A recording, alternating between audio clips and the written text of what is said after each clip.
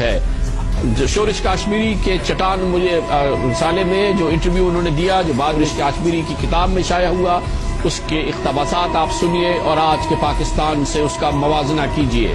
مولانا ابوالکلام آزاد نے فرمایا جناح اور لیاقت علی خان جب تک زندہ ہیں اس وقت تک مشرقی پاکستان کا اعتماد متزلزل نہیں ہو سکتا، لیکن دونوں رہنماؤں کے بعد ایک چھوٹا سا واقعہ بھی ناراضگی اور اضطراب پیدا کر سکتا ہے.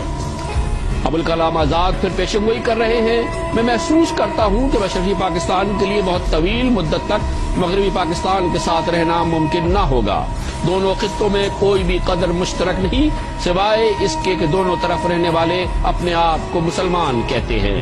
اس کی مزید تشریح ابوالکلام آزاد نے اپریل 46 میں کی. حقیقت یہ ہے کہ دنیا میں کہیں بھی مسلمان پائیدار سیاسی اتحاد پیدا ہی نہیں کر پائے. عرب دنیا کی مثال ہمارے سامنے ہے. جناب آزاد پھر کہتے ہیں مشرقی پاکستان کی زبان، رواج اور رہن سہن مغربی پاکستان کی اقدار سے مکمل طور پر مختلف ہے. انہوں نے آگے چل کے اسی انٹرویو میں کہا پاکستان کے قیام کی گرم جوشی ٹھنڈی پڑتے ہی اختلافات سامنے آنے شروع ہو جائیں گے جو جلد ہی اپنی بات منوانے کی حد تک پہنچ جائیں گے. عالمی قوتوں کے مفادات کی جنگ میں یہ اختلافات شدت اختیار کریں گے اور پاکستان کے دونوں حصے الگ ہو جائیں گے. یاد رہے مولانا ابوالکلام آزاد یہ بات اپریل 1946 میں کہہ رہے ہیں. وہ پھر فرماتے ہیں مشرقی پاکستان کی علیحدگی کے بعد مغربی پاکستان خطے میں موجود تضادات اور اختلافات کا میدان جنگ بن جائے گا. پنجاب، سندھ، سرحد اور بلوچستان کا قومیائی تشخص بیرونی مداخلت کے دروازے کھول دے گا. وہ وقت دور نہیں ہوگا جب عالمی قوتیں پاکستان کی سیاسی قیادت میں موجود مختلف عناصر کو استعمال کر کے اس کے حصے بکرے کر دیں گے جیسا کہ بالکان اور عرب ریاستوں کے ساتھ کیا گیا تھا. اس وقت ہو سکتا ہے کہ ہم اپنے آپ سے یہ سوال کریں گے کہ ہم نے کیا کھویا اور کیا پایا. مولانا ابوالکلام آزاد کہتے ہیں اصل معاملہ یقینی طور پر مذہب کا نہیں بلکہ معاشی ترقی کا ہے. مسلمان کاروباری قیادت کو اپنی صلاحیت اور ہمت پر شکوک و شبہات ہے. مسلمان کاروباری حضرات کو سرکاری سرپرستی اور مہربانیوں کی اتنی عادت پڑ چکی ہے کہ وہ نئی آزادی اور خود مختاری سے خوف زدہ ہے. وہ دو قومی نظریے کی آڑ میں اپنے خوف کو چھپاتے ہیں اور ایسی مسلمان ریاست چاہتے ہیں جہاں وہ بغیر کسی مقابلے معیشت پر اپنی اجارہ داری قائم کر سکیں. یہ دیکھنا انتہائی دلچسپ ہوگا کہ وہ کب تک اس فریب کاری کو زندہ رکھ سکتے ہیں.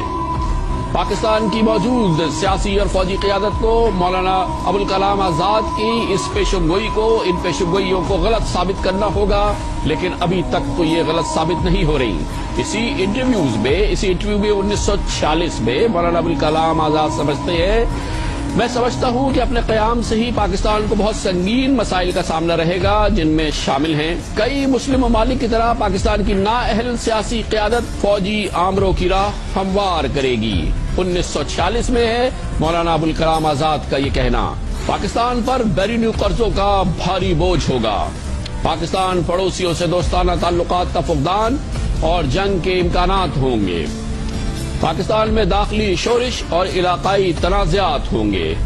پاکستان کے صنعت کاروں اور نودولتیوں کے ہاتھوں قومی دولت کی لوٹ مار ہوگی. پاکستان کے نودولتیوں کے استحصال کے نتیجے میں طبقاتی جنگ کا تصور پیدا ہوگا. پاکستان میں نوجوانوں کی مذہب سے دوری اور عدم اطمینان اور نظریہ پاکستان کا خاتمہ ہو جائے گا. پاکستان پر کنٹرول حاصل کرنے کے لیے عالمی قوتوں کی سازشیں بڑھیں گی. مولانا ابوالکلام آزاد نے 1946 میں فرمایا اس صورتحال میں پاکستان کا استحکام دباؤ کا شکار رہے گا اور مسلم ممالک اسے کسی طرح بھی تعاون فراہم کرنے کی پوزیشن میں نہیں ہوں گے. شرائط کے بغیر دیگر ذرائع سے بھی مدد نہیں آئے گی اور پاکستان نظریاتی اور سرحدی سمجھوتوں پر مجبور ہو جائے گا. پاکستان کا یہ انجام ہوگا. یہ 1946 میں مولانا ابوالکلام آزاد نے کہا تھا. اس وقت عمومی